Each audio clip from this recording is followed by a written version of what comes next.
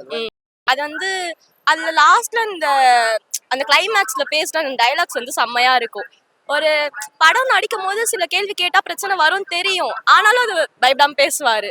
So படத்துலயே இப்படி இருக்கும்போது அவர் வந்தாருன்னா நல்லா கேட்பாரு அப்படின்ற ஒரு நம்பிக்கை இருக்கும்.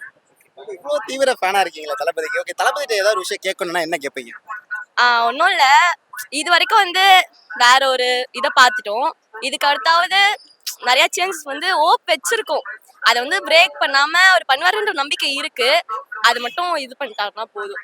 தளபதிட்டே உங்களுக்கு ரொம்ப பிடிச்ச விஷயம்னா என்ன விஷயம்?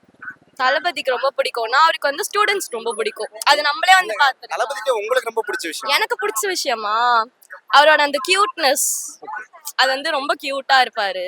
அதாவது சைலண்டா இருப்பாரு.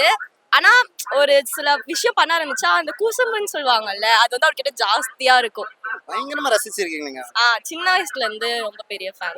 இப்ப தளபதி அவர்கள் வந்துட்டு அடுத்து ஒரு படம் பண்றதுக்கான வாய்ப்பு இருக்கு. ஏதோ ஒரு விஷயத்துல பண்ணலாம் அப்படின்னாங்கன்னா எந்த மாதிரி படம் யார் டைரக்ட் பண்ண நல்லா இருக்கும் நினைக்கிறீங்க?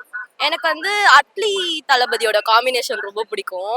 அவங்களுக்கு வந்து தெரி நல்லா இருக்கும். அதுமே ஒரு சோஷியலிசம் மாதிரி இருக்கும். அது பத்தாம வந்துட்டு மெர்சலும் நல்லா இருக்கும்.